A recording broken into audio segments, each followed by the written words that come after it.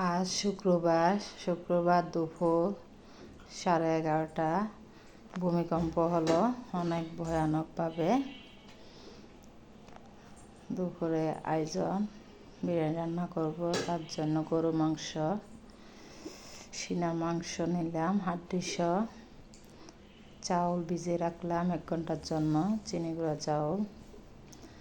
রান্নার জন্য প্রস্তুত, চুলায় রান্না চলে গেলাম। পেঁয়াজ রসুন ভেজে নিব ভালোভাবে। এখন আদা বাটা দিয়ে দিলাম, ভালোভাবে ভেজে নিব। স্বাদ মতো লবণ, লেবুর রস 2 টেবিল চামচ,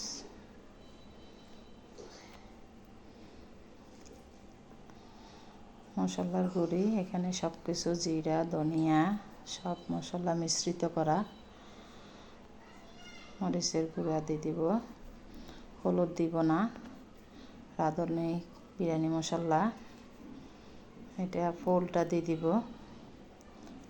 কেটে নিলাম। এখানেও সব মশলা আছে। 1 কেজি গরু মাংসর সাথে 1 কেজি পোলাও চাল দিয়ে বিরিয়ানি রান্না করব। আমার সাথে আমার ছোট ছেলে রান্না করতেছে।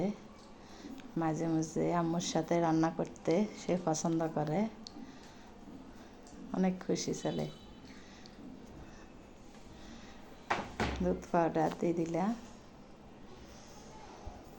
আমার কাছে টক দই নেই, সেই জন্য আমি লেবুর রস দুধ পাউডার দিয়ে দিই সবসময়। মশলাটা কষানো হয়ে গেছে, এখন মাংসটা দিয়ে দিলাম। ভালোভাবে মশলাগুলো মেখে নিব। মাখানো হয়ে গেছে, কষিয়ে নিব। কষানোর পরে আলু দিয়ে দিব। পাশে পোলাওর জন্য পাতিল বসালাম, তেল দিয়ে দিলাম, দারচিনি 1 টুকরা, তেজপাতা 2টা ভেজে নিব। পেঁয়াজগুলো লাল লাল করে নিব। হয়ে গেছে, আদা বাটা দিয়ে দিলাম, রসুন বাটা, আদা বাটা। এখন আলু ভালোভাবে ভেজে নিব। ভাজার পরে চাউলটা দিয়ে দিব। চাউলটা ভেজে নিব কড়াভাবে, একদম লাল লাল করে ফেলব। অনেক লাড়তে হবে,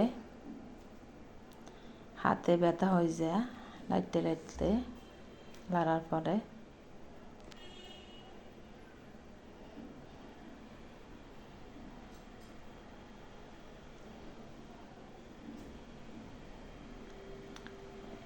চাউলগুলো একদম ভাজা হয়ে গেছে, দেখেন, দেখাই নেই অনেক সময় লাল লাল হয়ে গেছে। এখন পরিমাণ মতো গরম পানি দিয়ে দিব।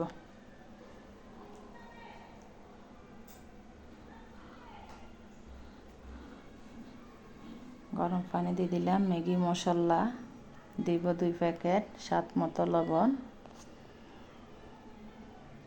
কাঁচামরিচ, টমেটো সস দিয়ে দিব 2-3 টেবিল চামচ। সসটা আমার নিজের হাতে করা, সবসময় আমি নিজে করে, বাইরের খাবার কম খাই। মাশাআল্লাহ আমার মাংসটা সিদ্ধ হয়ে গেছে, দেখেন অনেক সুন্দর কালার। আলুটাও সিদ্ধ হয়ে গেছে। পোলাও পানি টেনে গেল, এখন মাংসটা দিয়ে দিব। বড় পাতিলে রান্না করতেছি। মাংসটার কালার দেখেন, মাশাআল্লাহ অসাধারণ। কোরবানির মাংস রান্না করলে যেমন কালার আসে সেরকম কালার আসলো। আমার বিরিয়ানি রান্না হয়ে গেছে। আল্লাহ হাফেজ। ভিডিওটি দেখার জন্য সবাইকে